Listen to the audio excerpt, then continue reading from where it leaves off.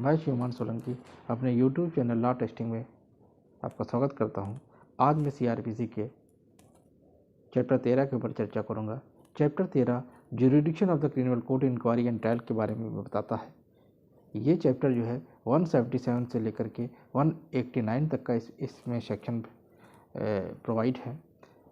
इसका जो 177 है सेक्शन है वो ordinary place of inquiry and trial की बात करता है। इसमें बताया गया है कि every offence shall ordinary be inquired into and tried by a court within whose jurisdiction it was committed. यानी कि इसमें बताया गया है कि प्रत्येक अपराध का जांच और विचारण का मामूली तौर पर ऐसे न्यायालय के द्वारा किया जाएगा इसकी स्थानीय अधिकारिता के अंतर्गत वो अपराध है। यानी सेक्शन 177 जो है ये जनरल रूल के बारे में बताता है। जनरल रूल इसका यह है कि जिसकी अधिकारिता के अंतर्गत अपराध किया हो जिस मजिस्ट्रेट की, उसी मजिस्ट्रेट के यहाँ जो है इसका जो ट्रायल सुनाया जाएगा, ट्रायल किया जाएगा। इसके बाद 178 से लेकर 183 तक इसके अपवाद दिए गए। आइए इसके अपवादों के बारे में चर्चा करते हैं। 178 में प्लेस ऑफ इंक्वायरी और ट्रायल के बारे में बताया गया है कि जहाँ पर अपराध जो होगा वो अनसर्टेन है, यानी कि उसका जो है लोकल एरिया जो है ऑफेंस का वो अनसर्टेन है, या फिर पार्टली एक लोकल एरिया में किया गया है, पार्टली दूसरे लोकल एरिया में किया गया है, या फिर अपराध जो है कंटिन्यूइंग नेचर का है, या फिर जो है उसमें सेवरल एक्ट डन किए गए हैं डिफरेंट लोकल एरिया में। तो ऐसी स्थिति में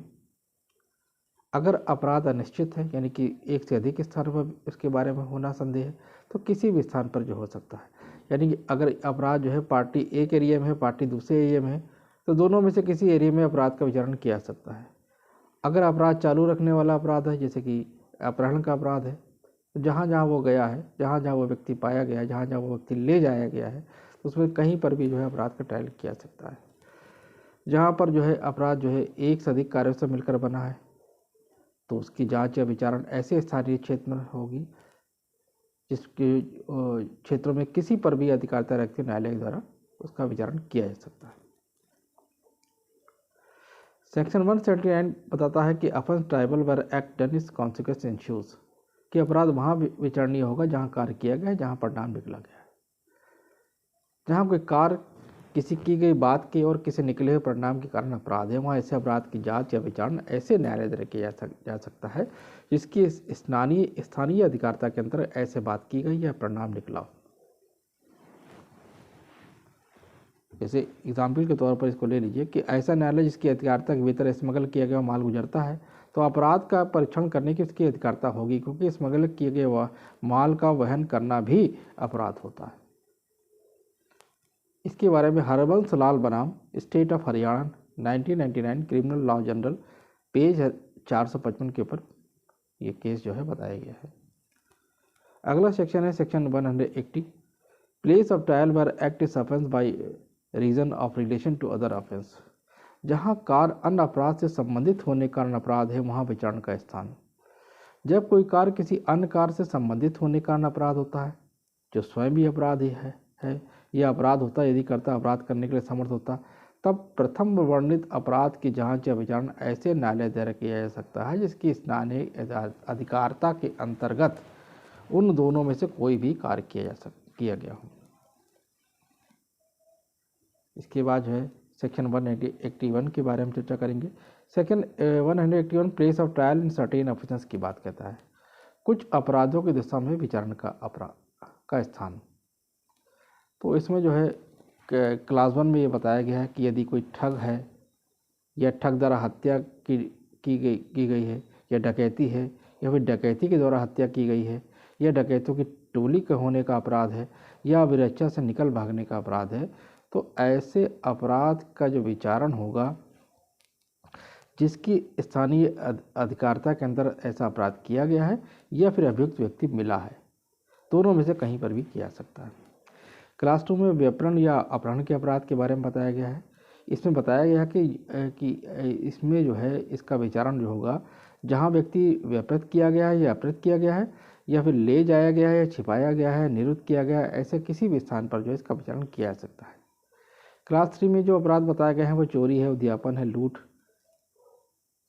इसमें ये बताया गया है कि जिसकी स्थानीय अधिकारिता के अंतर ऐसा अपराध किया गया हो या चुराई हुई संपत्ति जो कि अपराध का विषय है उसे करने वाले व्यक्ति द्वारा किसी व्यक्ति के कब्जे में रखी गई हो या संपत्ति को चुराई हुई जानते या विश्वास करने के कारण प्राप्त किया गया हो, तो ऐसे किसी भी स्थान पर इसका ट्रायल किया जा सकता है। क्लास 4 में आपराधिक दुर्विनियोग या आपराधिक न्यास भंग के अपराध के बारे में चर्चा की गई, जिसमें बताया गया है जिसकी स्थानीय अधिकारिता के अंतर अपराध किया गया हो या उस संपत्ति का जो अपराध का विषय है कोई भाग अभियुक्त द्वारा प्राप्त किया गया है, रखा गया है या उसका लौटाया जाना, लेखा दिया जाना अपेक्षित है, तो उसमें से किसी भी स्थान पर जो है इसका ट्रायल किया जा सकता है। अब इसे क्लास 5 में जो बताया गया है वो चुराई हुई संपत्ति के बारे में चर्चा की गई है क्लास 5 में। तो इसमें बताया गया है कि चुराई हुई संपत्ति का जो कब्जा है वो जांच विचारण ऐसे न्यायालय द्वारा किया जा सकता है इसकी स्थानीय अधिकारिता के अंतर्गत ऐसा अपराध हुआ हो या चुराई हुई संपत्ति किसी व्यक्ति द्वारा कब्जे में रखी गई हो या जिसने चुराई हुई संपत्ति जानते विश्वास करने के कारण हो उसे प्राप्त किया हो, तो इनमें से किसी भी स्थान पर जो है इसका ट्रायल किया जा सकता है। सेक्शन 182 जो है हमारा अगला सेक्शन है, उसमें ऑफेंस कमिटेड बाय लेटर है। इसमें 2 क्लासेस हैं। पहले क्लासेस में जो है लेटर के द्वारा अपराध की बात कही गई, दूसरे क्लासेस में जो है बाइगेमी के अपराध के बारे में चर्चा की गई है। लेटर के द्वारा अपराध में है कि यदि कोई व्यक्ति किसी व्यक्ति को लेटर भेज करके कोई प्रवंचना करता है या संदेश के माध्यम से कोई अवमानना करता है, तो जहां उसने लेटर भेजा है और वहां पर भी उसका ट्रायल किया जा सकता है और जहां उसको लेटर प्राप्त हुआ वहां पर भी उसका ट्रायल किया जा सकता है। क्लास 2 में ये कह दिया गया कि अगर कोई बाइगेमी का अपराध करता है, यानी कि 494 या 495 से दंडनीय कोई अपराध करता है, तो जिसकी स्थानीय अधिकारिता में अपराध किया गया हो, यानी जिसकी स्थानीय अपराध में अपराध किया हो, यानी जिसकी स्थानीय अधिकारिता में उसने दूसरी शादी की, वहाँ पर उसका ट्रायल किया जा सकता है। या फिर जहाँ पर प्रथम विवाह की अपनी पत्नी या पति के साथ उसने अंतिम बार निवास किया हो, वहाँ पर उसका ट्रायल किया जा सकता है। या फिर प्रथम विवाह की जो पत्नी है जिसने जो स्थायी निवास जहाँ रहती हो, यानी उसके फादर या का जो मकान है जहाँ पर, वहाँ पर इसका ट्रायल किया जा सकता है। अब सेक्शन 1, इसके बाद अगला सेक्शन है सेक्शन 183। ये यात्रा या जल यात्रा में किए गए अपराध की बात करता है, यानी कि यदि कोई ट्रेन में सफ़र कर रहा है या फिर पानी के जहाज़ से कोई सफ़र कर रहा है, उस दौरान उसके द्वारा कोई अपराध होता है या उसके विरुद्ध कोई अपराध होता है, तो जहाँ जहाँ ट्रेन जाएगी, जहाँ जहाँ ट्रेन का डेस्टिनेशन होगा, तो उस यात्रा के दौरान, जैसे मान लीजिए यहाँ से लेकर उसको एक एग्जाम्पल की तरह समझ लीजिए कि यदि कोई व्यक्ति यहाँ से मुरादाबाद तो जाता है, तो यहाँ से मुरादाबाद के रास्ते में यदि इसके साथ कोई अपराध हुआ है या फिर उसने कोई अपराध किया है, तो यहाँ से मुरादाबाद के बीच में जो भी क्षेत्र पड़ते हैं उसमें कहीं पर भी इसका ट्रायल किया जा सकता है। अब इसके बाद ये 178 से लेकर के 183 तक के जो अपवाद थे, ये हमारा जो साधारण नियम यानी 177 के जो जनरल रूल था, इसमें बताया गया था कि अपराध वहीं होगा जहाँ पर अपराध किया गया है, ये उसके अपवाद थे। अब सेक्शन 184, इसमें place of trial one offence trial together, यहाँ पर एक साथ विचारणीय अपराधों के लिए विचारण का स्थान की बात कही गई, यानी कि जिस अपराध में एक से अधिक अपराध हैं और उसके जॉइंट ट्रायल की बात यहाँ पर बताई गई है। सामान्य नियम यह है कि यानी कि प्रत्येक अपराध का अलग अलग जो है विचारण किया जाएगा, परंतु अभियुक्त की यदि इच्छा हो और न्यायालय ये समझता हो कि इससे अपराध को जो है साबित करने में आसानी होगी, तो वो नॉर्मली जो है जॉइंट ट्रायल की बात करते हैं। इसका प्रोविज़न जो है सेक्शन 219, 220, 221 में जो है एक ही विचारण में उस पर यदि आरोप लगाया जा सकता है और उसका विचारण भी किया जा सकता है, ऐसा इसके बारे में चर्चा की गई है। अगर कई व्यक्तियों द्वारा अपराध किया गए अपराध में उसके लिए तो धारा 223 के बंदों के साथ एक साथ आरोप लगाया जा सकता है और उसका विचारण किया जा सकता है। तो ऐसी स्थिति में वहाँ अपराध के जांच या विचारण ऐसे न्यायालय द्वारा किया जाएगा जो उन अपराधों में से किसी भी जांच या विचारण करने के लिए सक्षम हो। सेक्शन 105 जो है power of order case try to bite in different session division, विभिन्न सेशन खंडों के मामले में विचारण का आदेश देने की शक्ति। इस अध्याय के पूर्व इसमें यह बताया गया है कि यदि कोई एक से अधिक सेशन खंड में जो है ये अपराध किया गया है, तो इस अध्याय के पूर्ववर्ती उपबंधों किसी बात के होते हुए राज्य सरकार ये निर्देश दे सकती है कि इन्हीं मामलों में या किसी वर्ग के मामलों का विचारण जो किसी जिले के विचारण सुपुर्द हो चुके हैं किसी विशेषण खंड में किया जा सकता है। यहाँ पर राज्य सरकार को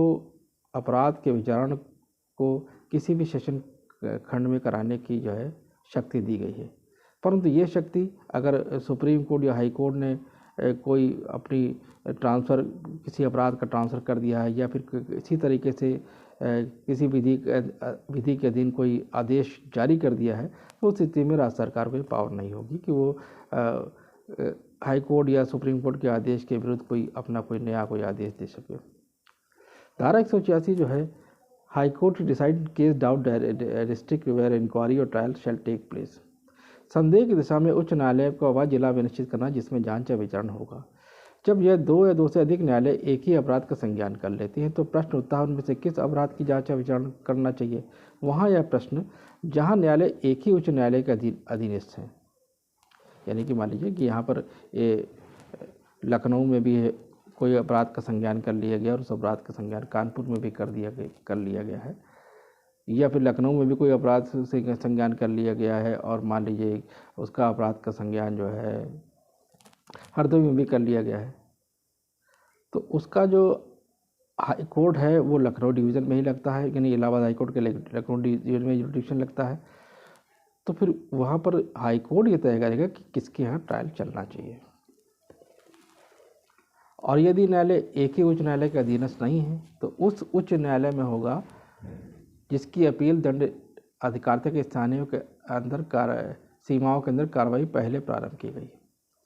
और यदि मान लीजिए दो से अधिक जिला न्यायालय जो एक ही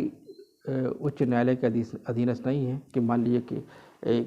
एक अपराध का जो है वितरण लखनऊ में किया गया, दूसरा जो है मध्य प्रदेश में भोपाल में कर दिया गया है और एक साथ ट्रायल शुरू हो गया है,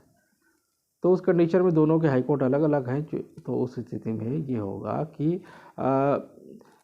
जिसके यहाँ ट्रायल पहले शुरू हो गया होगा वही उसी ज़िले का जो हाई कोर्ट होगा वो ये तय करेगा कि अपराध का जो ट्रायल किसके यहाँ करना है, और शेष के संदर्भ में सब कार्रवाइयाँ बंद कर दी जाएंगी। इसके बाद सेक्शन 87 के बारे में चर्चा की गई है। पावर ऑफ इशू समन्स और warrant for offence committed beyond local area जुडिक्शन। स्थानीय अधिकारिता के परे के अपराध के लिए सम्मान या वारंट जारी करने की शक्ति। जब किसी प्रथम वर्ग मजिस्ट्रेट को यह विश्वास करने का कारण दिखाई होता है कि उसकी स्थानीय अधिकारिता के अंदर के किसी व्यक्ति ने अधिकारिता के बाहर कोई अपराध किया गया है और उसकी जांच या विचारण जो है 177 से लेकर के 185 तक की जो धाराओं में जो है अधिकारिता के अंतर्गत नहीं किया जा सकता है, तो वो क्या करेगा, वो उनको सम्मान करेगा, अभियुक्तों को अपने पास बुलाएगा और उसके बाद जो है संबंधित मजिस्ट्रेट जिनके पास अधिकारिता है वहाँ पर उसको वहाँ के जो CGM है उनको जो है ट्रांसफ़र कर देगा। लेकिन यदि अपराध ऐसा है कि मृत्यु या आजीवन कारावास से दंडनीय नहीं है और उसको यानी कि बेलेबल ऑफेंस है, तो उस कंडीशन में वो जमानत और वो अभियुक्त जमानत देने के इच्छुक है तो जमानत लेकर के बंद पत्र ले सकता है और उससे ये कह सकता है कि संबंधित मजिस्ट्रेट के यहाँ हाजिर होइए। अब क्लास 2 में कह दिया जब अधिकारिता वाले मजिस्ट्रेट एक से अधिक हैं तो इस दायरे के अधीन कार्य करने वाला मजिस्ट्रेट अपना समाधान नहीं कर पाता है तो किस मजिस्ट्रेट के पास या सक्षम ऐसे व्यक्ति के पास भेजा जाए या हाजिर होने के लिए आबद्ध किया तो मामले की रिपोर्ट उच्च न्यायालय को देता है और उच्च न्यायालय के आदेश के अनुसार वो कार्य करेगा। सेक्शन 188 में बताया गया है कि ऑफेंस कमिटेड आउटसाइड इंडिया। जब कोई अपराध भारत से बाहर किया गया हो, जब भारत के किसी नागरिक द्वारा किसी खुले समुद्र में या अन्यत्र किया गया हो या कि किसी व्यक्ति द्वारा जो भारत का नागरिक नहीं है भारत में रजिस्ट्रीकृत किसी पोत या विमान पर कोई अपराध किया गया हो, तो उस स्थिति में अपराध के विरुद्ध ऐसे ही कार्रवाई की जा सकती है मानव अपराध भारत के अंदर उस स्थान में किया गया हो या जहां वह पाया गया हो। परंतु इस अध्याय की पूर्ववर्ती धारा में किसी बात के होते हुए ऐसे कि अपराध को भारत की जांच या विचारण केंद्रीय सरकार की पूर्व मंजूरी के बिना नहीं किया जाएगा। यानी कि इस तरह के जो अपराध होंगे जो कि भारत के नागरिक के द्वारा भारत के बाहर किया गया हो या फिर विदेशी नागरिक द्वारा भारत में किया गया हो,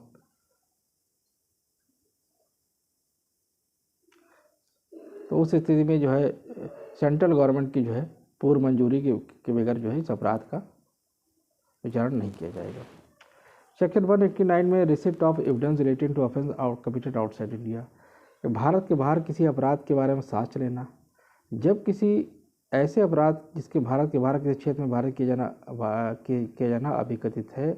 जांच या विचारण धारा 188 के उल्लंघन के अधीन किया जा रहा है, तब केंद्रीय सरकार उचित समझे तो ये निर्देश दे सकती है उस क्षेत्र में या उस क्षेत्र के किसी न्यायिक अधिकारी की समझ या उस क्षेत्र के लिए भारत के राजनीतिक या काउंसिलिंग प्रतिनिधि समझ किए गए अभिसाक्ष्यों को पेश किए प्रदर्शनों के प्रतियों को ऐसे जांच या विचारण करने वाले न्यायालय द्वारा किन्हीं मामले में साक्ष्य के रूप लिया जाए, जिससे यह न्यायालय किन्हीं बातों पर जैसे अभिसाक्ष्य या प्रदर्शन संबंधित से साक्ष्य लेने के लिए कमीशन जारी कर सकता है। तो अगर भारत के बाहर किसी अपराध में साक्ष्य लेना है तो या तो वो वहाँ के काउंसिल जो होंगे यानी कि जो दूतावास में जो है उसको साक्ष्य देने के लिए जो भारत के राजनयिक हैं उनके समझ साक्ष्य देने के लिए सेंट्रल गवर्नमेंट अपना निर्देश दे सकती है, डायरेक्शन दे देती है कि वहाँ पर जाकर अपना साक्ष्य दे दीजिए, या फिर जो है वो अपना कमीशन जारी करेगी जिसको फॉरेन कमीशन कहते हैं। तो ये फॉरेन कमीशन जारी करवा करके वहाँ पर साक्ष्य लिया जा सकता है। तो यहाँ पर आज हमने चर्चा की लोकल ज्यूरिडिक्शन के बारे में और कि इंक्वायरी और ट्रायल में जो ज्यूरिडिक्शन होगा किसी अपराध का वो कैसे तय होगा। ये चैप्टर 13 में क्रिमिनल प्रोसीजर कोड 1973 में इसके बारे में चर्चा की गई है, जिसमें 177 में जनरल रूल है और 178 से लेकर 183 तक अपवाद है और 184 से लेकर 89 तक के जो है विभिन्न परिस्थितियाँ हैं जिसमें जांच विचारण की अधिकारिता तय करने के बारे में जो है चर्चा की गई है, जिसमें आज हमने चर्चा की। यदि आपको हमारा चैनल समझ में आता है तो कृपया इसे लाइक करें, सब्सक्राइब करें, शेयर करें। और इसके अलावा यदि आपको कुछ समझ में नहीं आता है तो मुझे कमेंट करें, मैं आपको आपके कमेंट के अनुसार जो है आपको उत्तर दूंगा। धन्यवाद।